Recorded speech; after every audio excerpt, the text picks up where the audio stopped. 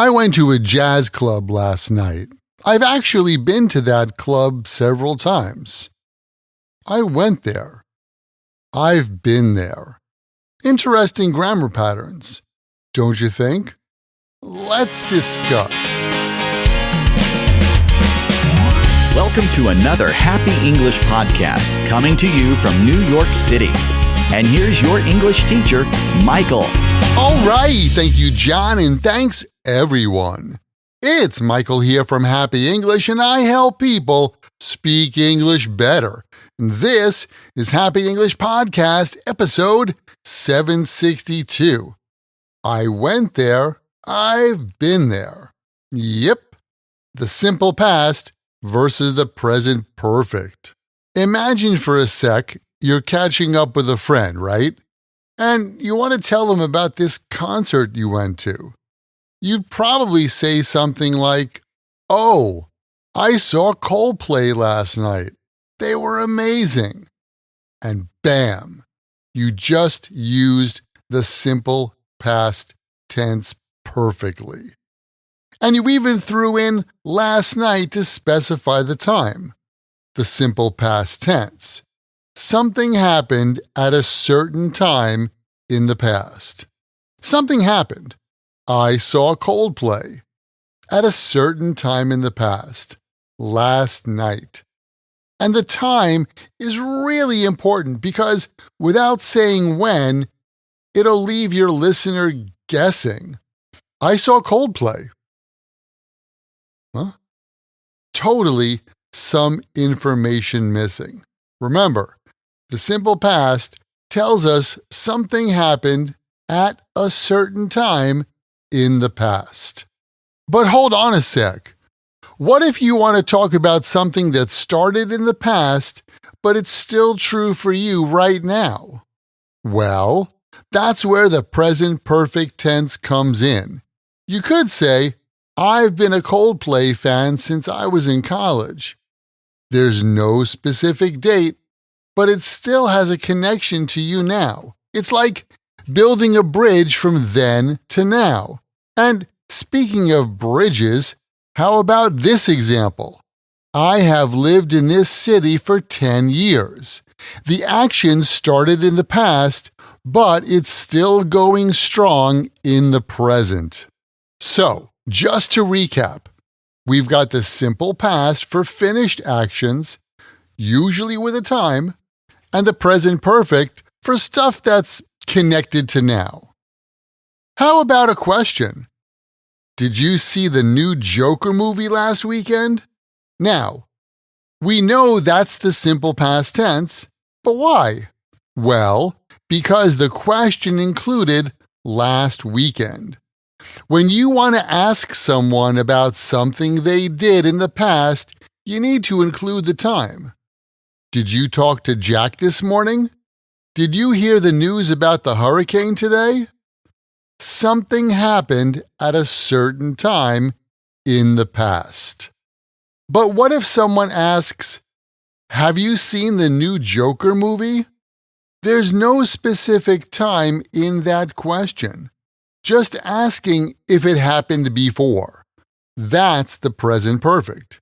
You know, a little trick you can use is to imagine the present perfect tense like a timeline. It shows how something from the past still matters in the present moment.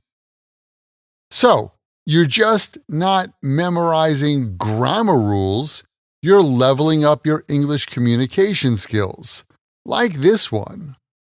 I've visited Istanbul 3 times.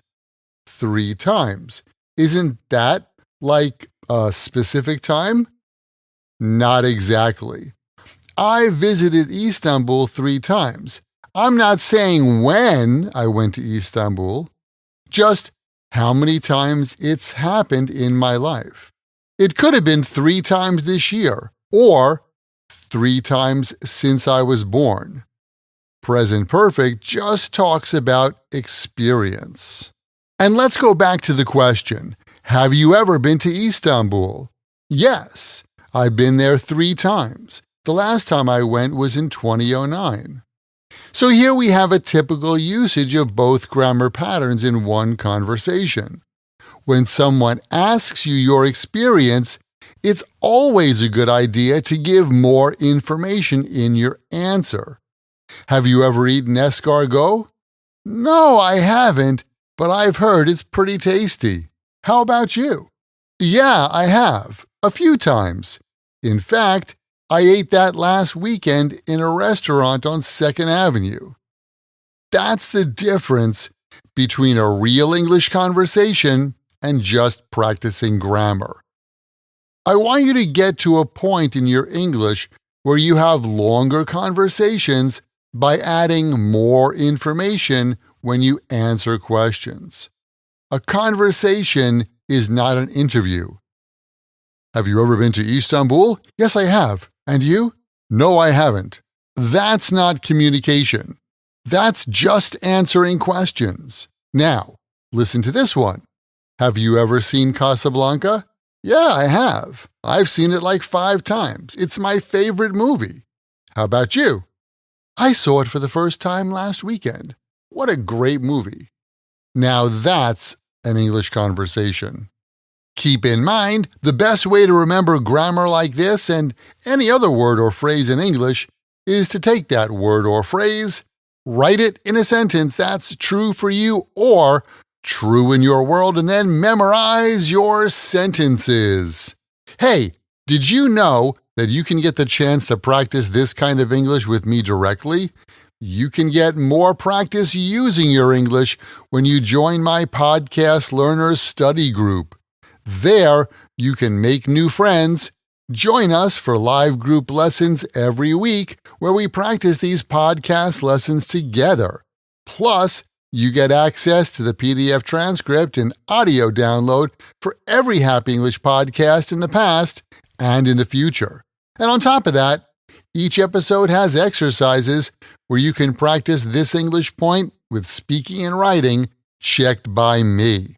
To learn more, just visit myhappyenglish.com and choose podcast lesson 762.